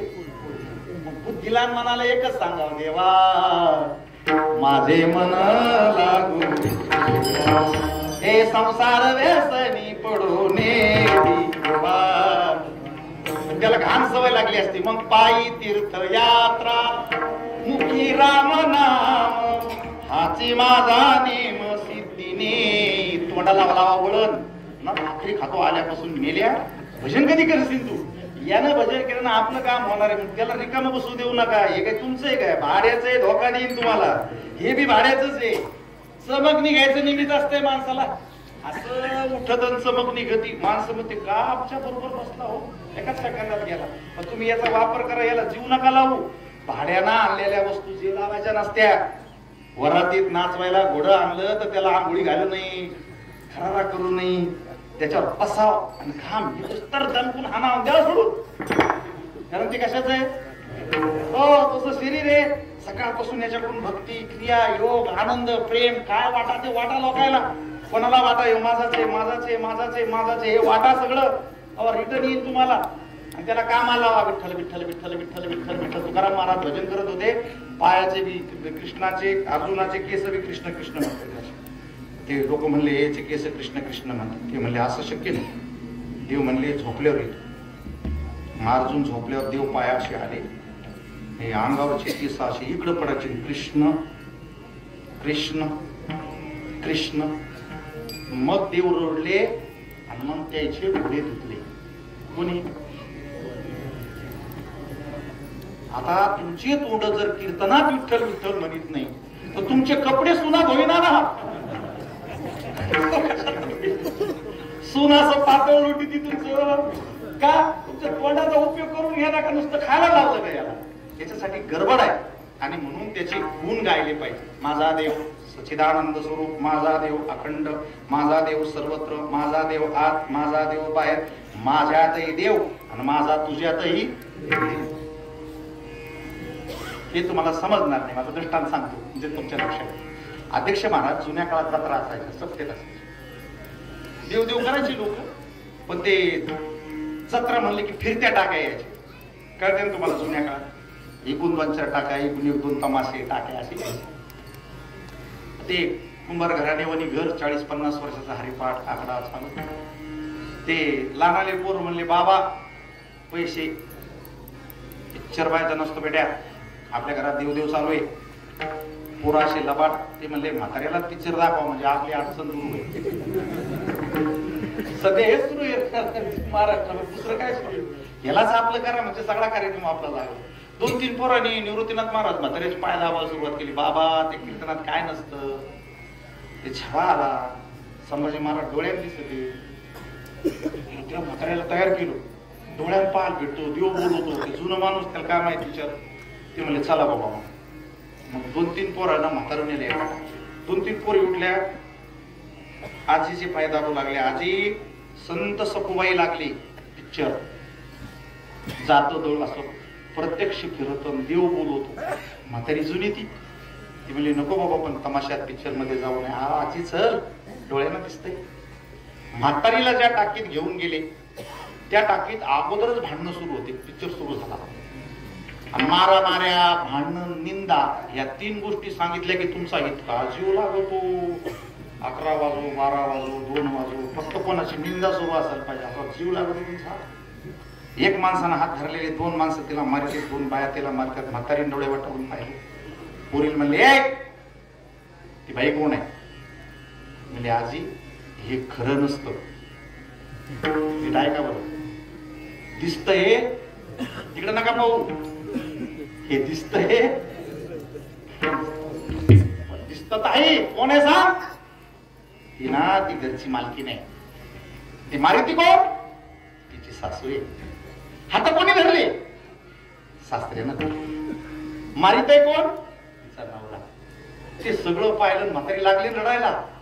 पोरी म्हणले आजी तू का रडती? ती म्हणे पोरी हो माझं लग्न झालं तेव्हा तुमच्या आजाना सासऱ्याना मला असंच मारलं. असं जीव लावून पिक्चर बसला म्हातारी ना. संध्याकाळी तिचं ते पिक्चरचं डोक्यात बसलं. 2 हरिपाठ घेत होती रोज सकाळी उठल्यावर. तिनं हातात तांब्या घेतला. तिला हरिपाठच येईना. पिक्चरचं नाव होतं कधी करसे लग्न माझे तुझं ठावे सर्वेश्वरा. हरिपाठ. तसं सद्बुद्धी 29 वर्ष करावं लागलं तेव्हा कुठंतरी जरसक चांगलं मन होतंय. चांगलं वागून चांगलं होईल ना तर वाईट वागलं कसं चांगलं होईल? म्हणून कोणभर तरी अन्नदान करायचं चांगलं मनासाठी, जरसक तरी भजन करायचं चांगलं मन. काय सोपं असतं काय? 40 वर्षाचा हरिपाठ नव्हता. ज्या टाकीत म्हातारा नेला होता ते म्हातारा असं बसलो. ते पिक्चर सुरू झाला. याच्या डोक्यावरून प्रकाश गेला. पडदा त्या पडद्यावर आला आभाळ. बॉक्स मधून आवाज बोलवला टाप टाप टाप गारा वारा विजा ढग आभाळ मरणाचा पाऊस. त्या पडद्यावर एक नदी दिसू लागली. तिच्या कमरा इतका पूर दिसू लागला. ते पाणी वाजू लागलं. म्हातारं उठलं. बाबा काय म्हणते म्हणले वाहून जाऊ. तसं या संसारात अजून कोणाचं काही मेळ बसला नुसतं दिसतच की याचं असं होईल, त्याचं तसं होईल, त्याचं तसं होईल. बास म्हणले घरचे. घुंगरू वाजलं. मग नर्तिका आली पडदे. खुळकून घुंगरू वाजलं म्हणून घुंगरासारख्या चाली म्हणून नाही, घुंगरासारखं वाजू नाही, घुंगरासारखं बोलू नाही, टाळपा नाही. कारण ते घुंगरू वाजलं ती पोरगी ना असा गरकन येढा मारला इकडून. आणि त्या पिक्चर मध्ये असं कोण्या माणसाला असं वाटतं ती मलाच बोलती. इष्टमन कलर पण असतो. हे मात्र पुढे बसतो.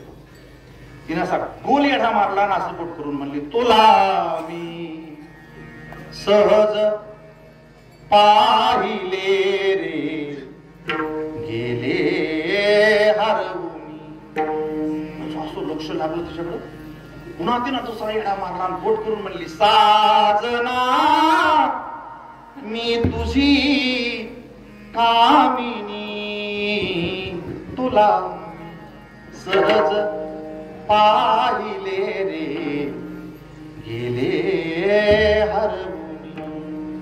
जेच म्हातारा हरवला त्या गाण्यात आणि त्या पोरी त्याचे गुडघे दुखाना, त्याला जांभड्या येईना, झोप येईना, त्याला काही होईल. 2.5-3 तास पिक्चर झाला. पिक्चर संपायच्या टायमाला तीच पोरगी पुन्हा डोळ्यात पाणी आणून त्याच्याकडे पाहून म्हणली तुला सहज पाहिले रे गेले हरवून. लाईट लागला, पडदा बंद झाला, लोक उठले निघून गेले. मात्र जागीच तुला. नातू म्हणले बाबा पिक्चर झाला, आपल्याला घरी जायचं. ते म्हणले आपल्याला घरी नाही जायचं, त्या टाकीचा मालक आला. बाबा थिएटर बंद करायचे. ते मला टाकीच्या मालकाला बोलायचं. मी टाकीचा मीच मालक. म्हणले साहेब मला त्या पोरीला 2 शब्द बोलायचे. पोरगी पोरगी बिरगी काय नसते, अस्तित्वच नसतं पोरीचं. काय लबाड बोलता साहेब. इतका जीव लावला तिने 2.5-3 तास. मला सांगून गेली ती गेले. मी खोटं नाही बोलत तुम्हाला. तुम्ही मी आल्यापासून हसले नाही, पण आता हसले.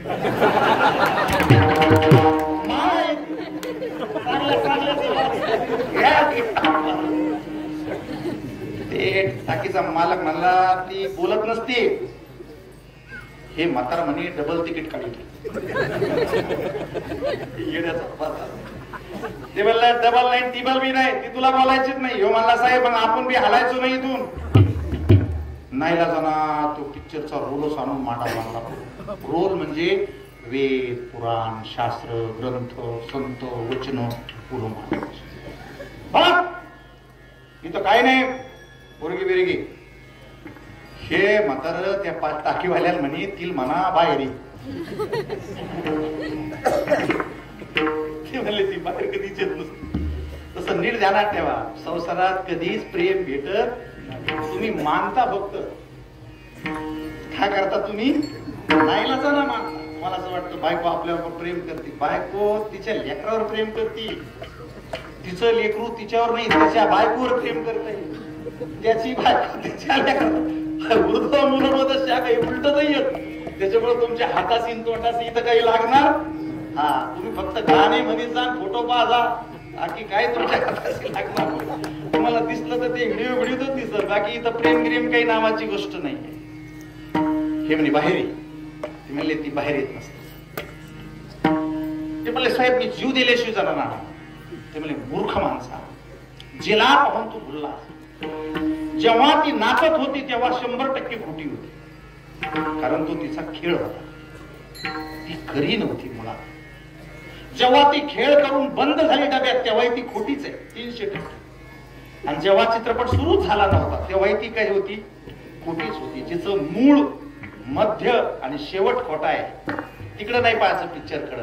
हा भरलेला संसार तुम्ही जन्माला येण्याच्या अगोदर असाच होता. आता लोकात राहता तरी हे असंच आहे. अर्ध्या सेकंदात मेला तरी हे असंच. नका बघू याच्या. हे कशाला संपेल? फक्त त्याचं भजन केल्या. आणि भजन म्हणणाऱ्या माणसांना माझ्याकडनं ऐका. संसार सोडून लेकरं बाळ सोडून वनात गेलेल्या महाराजाला मन जाग्यावर आणायला 10-20 वर्ष लागत. वारकरी माणसांना जर चांगल्या चाली म्हणल्या तर ते 15-20 मिनिटात सगळं विसरून जातं. म्हणून तपस्व्यापेक्षा गायक 10 पटीनं मोठा असतो. लावणी हा मृदंग लावा तुम्ही, धिंगाणात वाजा लोकांची वातावरणाची निर्मिती होती आणि संगीताच्या माध्यमातून साक्षात ईश्वराचं दर्शन होतं. मी परमिशन नाही दिलं तुम्हाला, तुकोबरायनं दिलं की त्याचे एक गुणगान तुम्ही घ्या, भजन करा, तुमचे संसार तर चालतील. सोडा पैसे आले मान पान ह्याच्यात नका गुंतू, देवच तुमचं भजन ऐकेल. अभंगाच्या दुसऱ्या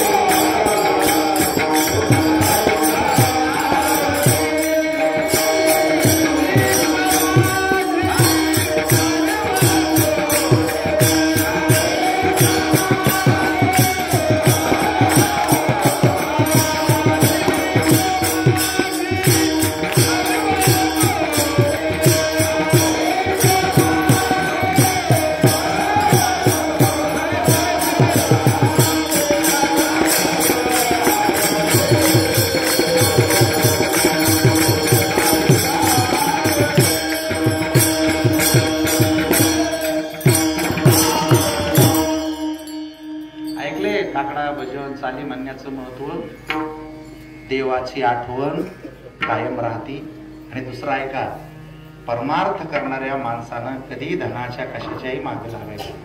खरं सांगू तुम्हाला, वाजवणारे पखवाज वाजवणारे हे आमचे आत्मा असतो. आत्मा ह्याची माझी हो हे जोडा तुम्ही, गाणारे वाजवणारे चाली म्हणणारे चोपदार हे आमचे, हे सगळे माझे. कधी वेळ झाली नाही तरी एका अर्ध्या मिनिटात आमचे होते का, ते आमचे म्हणून. याची माझी मी आयुष्यात काय कमवलं नाही, पैसा सोड, पैसा तर कोणी कमवलं, काय जोडवलं मी, प्रत्येक चाल म्हणणारा माणूस हे माझं धन आहे. एक सांगू, ज्याच्या गळ्यात नुसती तुळशीची माळ आहे का, ते माझं धन आहे. जे ऐकायला येतं का, ते बी माझंच धन आहे. एक सांगू, मला जर विचारलं तुमचा कोणता देव आहे, तर मला माहिती नाही, पण तुमच्या सगळ्यामुळं जे मला भेटतंय ना, तुम्हीच माझा देव. काय जोडायचं, हेची माझी सर्व. हे टाळकरी गाणारे वाजवणारे ऐकणारे पंक्ती घेणारे, मला वाटतं उद्याचा महाप्रसाद एक जणांनीच घ्यायचा. हे धन आहे आपलं. इथे कोणी हार आणला तरी ते आपलं धन आहे. त्याने मदत केली ते आपलं धन. लाऊडस्पीकरवाला आपलं धन आहे. प्राण जीव लावला पाहिजे त्यांना. म्हणून आपलं धन कोणतं आहे, तर नोटा हे आपलं धन नाही, सोनं हे आपलं धन नाही. आपलं धन आहे भजन करणारे माणसं. आमचं धन कोणतं आहे, जे कोणी भजन करत असतील ते सगळे माझेच आहे. आणि त्याच्या पुढे तुम्ही जर मला त्रिलोक्यातलं काही जरी दिलं, मला त्याच्यातलं काही लागत नाही. विलक्षण मागणं आपण त्याच्या 3ऱ्या चरणामध्ये.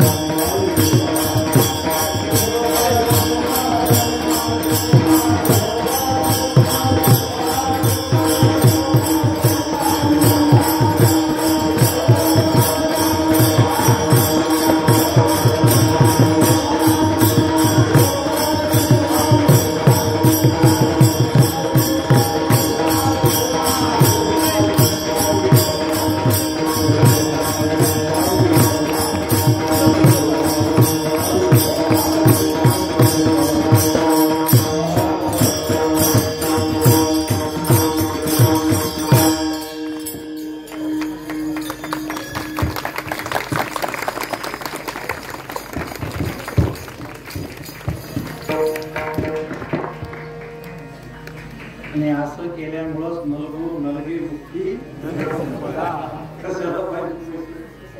हे पैशावाल्याच्या वाट्याला असतं का? आज माऊली आल्या ना आपल्या कीर्तनामध्ये. आधी माया शक्ती मुक्ताबाई आल्या. आज संत निवृत्तीनाथ महाराज, आज सोपान काका. ही लेकरं जरी असली तरी लेकरं नसतात, कल्पना केली की ते येत असतात. आणि असं की तुम्ही रोज कल्पनाच करता फक्त याचं वावर घे कल्पनाच, हाताशी काही नसतं. आणि एकूण मोठी त्याग असलेले सांगतो महाराज श्लोक आहे. टाळ्या वाजवा याची माझी सर्व. हो, हे कमाई करा. इकडे उजव्या हाताला छोटी छोटी मुलं आणि सुंदर अशा मुली टाळ घेऊन उभ्या आहेत, त्यांच्यासाठी टाळी वाजवा. स्त्री जीवनानं वारकरी संप्रदायात यावं. त्या फेसबुकला आणि युट्यूबला पैसे भेटतील म्हणून स्त्री जात इतकी खाली गेली, देहाचे धिंडवडे करायला लागली पैशासाठी. पण जी मुलगी वारकरी संप्रदायात येते ती कदाचित मोठी नाही झाली तर सांगता नाही येणार, पण वाया कधीच नाही झाला. याची माझी सर्व जोडी. आता आपल्याला जेवायचंय, मी त्याच्यात गेलो तो बाहेर येणार नाही. यालाच जपा. एक माळकरी दिसला की लगेच दुसरा माळकरी तयार करायचा. एक झाड लावलं की दुसरं झाड, तिसरं झाड, तिसरं झाड. आपण हरिपाठ घेतला की दुसऱ्याला हरिपाठ घ्यायला लावला. गायक झालेल्या माणसानं 100 लोकांना भजनाला लावलं, वाजवणारानं 5-5 जणांना लावलं. ज्याच्या गळ्यात माळे त्याने हे हरिभक्तीचं झाड लावलं पाहिजे. अरे आम्ही माणसं खूप साधी हो, कोण विचारलं असतं या तुला. मी कदाचित महाराष्ट्राचा मुख्यमंत्री झालो असतो, हार भेटली असते, पण हा गरुड महाराजाच्या हाताने असा हार कदाचित मी आमदार झालो असतो, खूप पैसे असतो. आणि हे सुख त्यापुढे ठीक आहे. हे राजालाही नाही. म्हणून नलगे मुक्ती नको पैसे. आजपासून 29 वर्ष भजनाच्या माध्यमातून एका ठिकाणी आलात ना, जिवंत येतोपर्यंत भजन सोडू नका. आहे तोपर्यंत काका कीर्तन सोडू नका. पुढचा काळ अतिशय खराब. प्रसार माध्यम तुमच्या मुला मुलींची मन उद्ध्वस्त करायला नाही.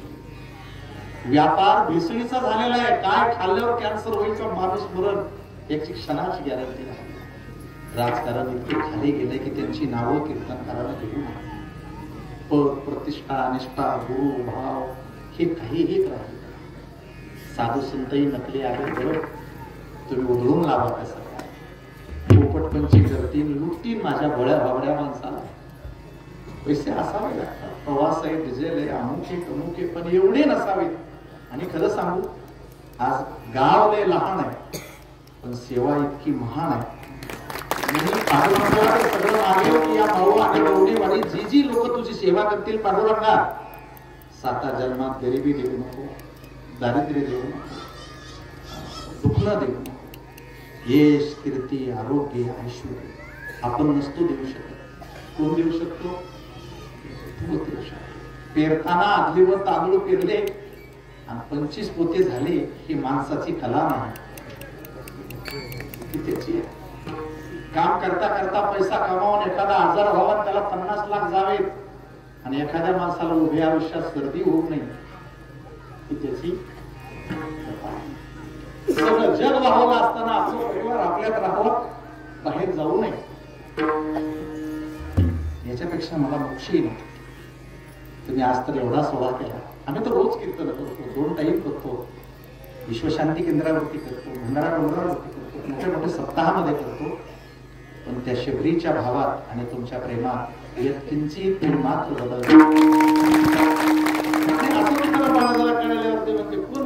कोण चुकीचा माणूस आहे असा मुक्तीला जाईल. कशाला जायचं मुक्तीला? मुक्ती म्हणजे लय भानगडीत पडू नका. मुक्ती म्हणजे झोप. मुक्ती म्हणजे त्याच्यात काहीच व्यवहार नाही. आणि झोपीत काय आनंद आहे? उठा जागे वारे. मुक्ती नको मला धन नको. का? या जगात ज्यांनी ज्यांनी धन कमवलं त्यांचं सगळं धन संपलं.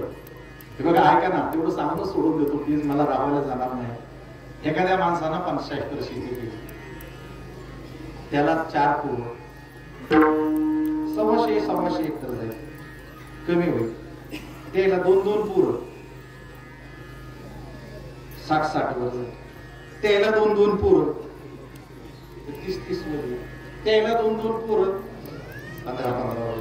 त्याला 2 पूर्व 7.5. त्याला 2 पूर्व 3.25. त्याला 2 पूर्व गुंठ्यावरच येते. आणि त्याला 2 पूर्व ते फक्त दिंडीतच येते. हरिनाम नाते ते बरवे धन आटणार आहे ना. आता आमचं धन पहा. आमचं धनच सांगतो आज तुम्हाला. म्हणजे मला पैसे काय नको. आमचं धन लय विलक्षण आहे. व्यवहारामध्ये एक वस्तू विकली की तिची दुप्पट दुसऱ्यांदा विक्री करता येत नाही. गुन्हा दाखल होतो. काय होतो? 700 वर्ष झाले रूप पाहता लोचनी रोज चालू आहे. तोच अभंग तुका म्हणे सुंदर ते ध्यान पण ते रोजच विकतो. चाल बाजाराचं विकत ना घेणाराचं विकत. किती वारा विकाव? 700 वर्ष विकायला रोज विकणं सुरू आहे. पण कोणी असं नाही म्हणे काल झाला होता रूप पाहता लोचनी आज नाही चालणार. नाही हे लई विलक्षण धन आहे. ऐका माझ्याकडनं धनाचा नाद सोडून द्या.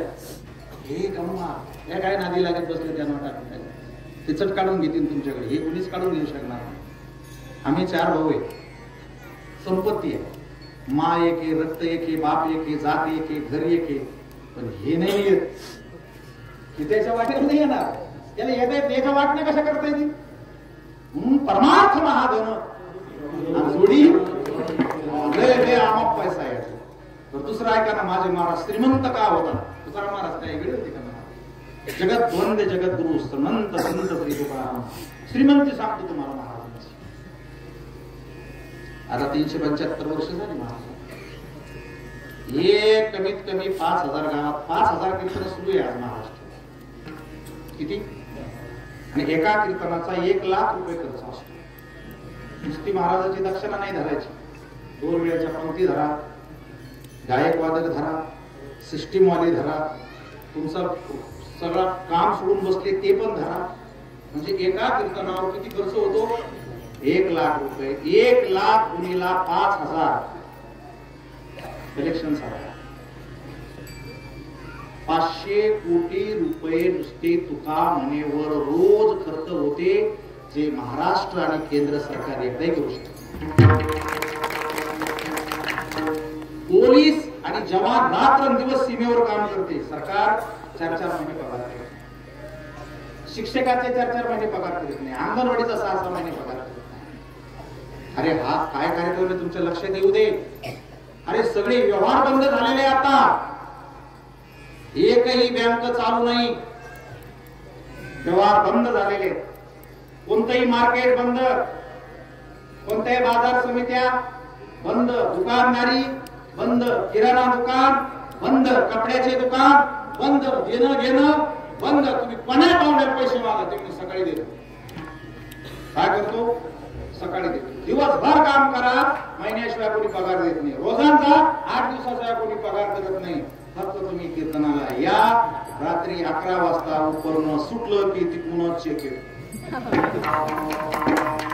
तो कधी बाउन्स होत नाही, त्याला कोणाची सही लागत नाही. बरं सगळ्या गोष्टी उधार भेटत आहे. काय देऊ तुम्हाला उधार? मी सोनं उधार भेटत आहे, किराणा उधार, कपडा उधार, सगळं उधार होतंय. पण महाराष्ट्रात एकही कीर्तन 450 वर्षात असं झालं नाही. गाव कोणतेही असो, ती असं नाही म्हणले की महाराज ह्या कीर्तनाचे पैसे पुढच्या वर्षी देऊ. काय माल आहे हा. दुसरी गोष्ट आहे का, संसारात कोणाचा पैसा घेतला तर परत द्यावा लागतो. भले साधूचा घे, सासऱ्याचा घे, सख्या भावाचा घे, नाही दिला तर भर रस्त्यात मुंडकीवर पाय देऊन पैसे घेतील. पण 450 वर्षात, 700 वर्षात एकाही वारकऱ्यानं, गायका वादकांना महाराजांना रुपया परत केला नाही. आता भंडारा डोंगरावर ते परत करावे याचा सगळं जैनी पाकिट घेतले, तुकावले तिथे काम चालू आहे, ते परत फेडा, नाही तर ते खाल्लेलं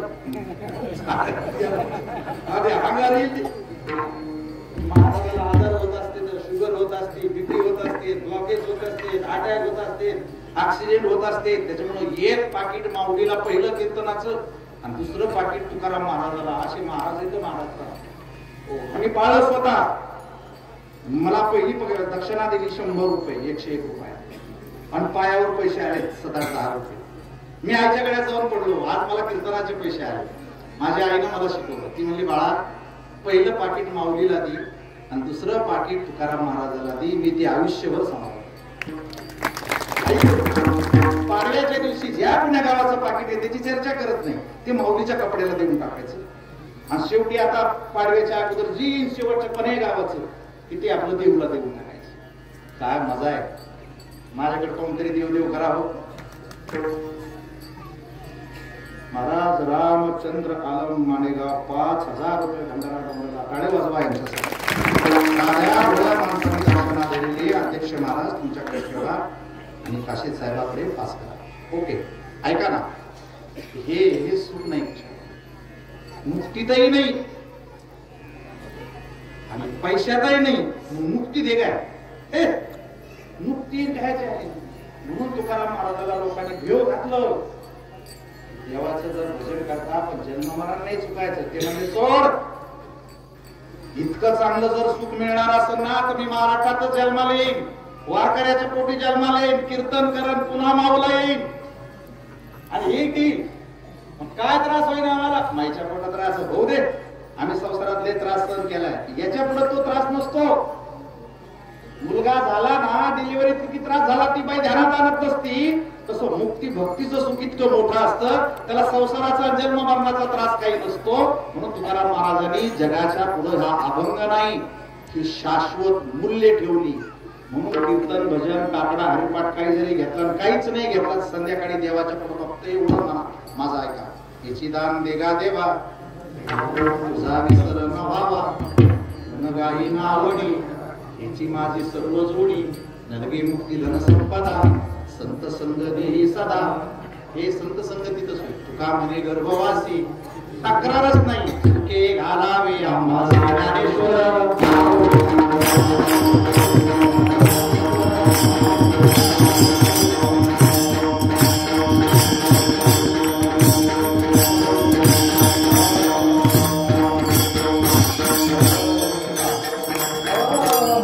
आज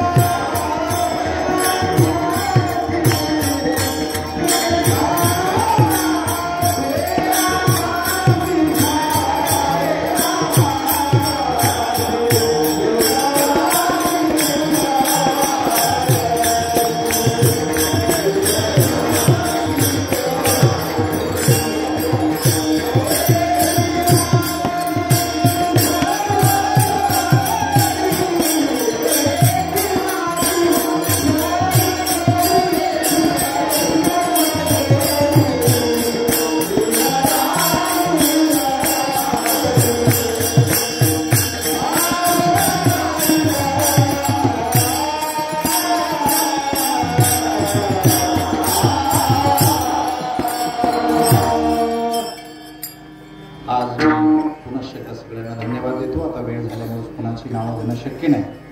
ज्यांनी ज्यांनी यामध्ये सहभाग घेतलेला आहे त्या सगळ्यांचा संप्रदायाच्या वतीने मी मनपूर्वक ऋणी आहे. आपण सगळेजण त्या ठिकाणी बसलात. मला आशीर्वाद द्या की मी हवेत नाही गेलो पाहिजे ना अभिमान नाही झाला पाहिजे. बोलता बोलता वाया जाऊ शकतो म्हणून मलाच आशीर्वाद द्या. आणि आपण इतक्या जणांनी गुण्या गोविंदानं केलेला हा खरा सामाजिक काला आहे, सामाजिक ऐक्याचा काला आहे. हेच आपल्या जीवनाचं धोरण आहे. या सगळ्याला जपा आणि ते जपण्यासाठी तोंडामध्ये कायम असू द्या विठ्ठल जय जय.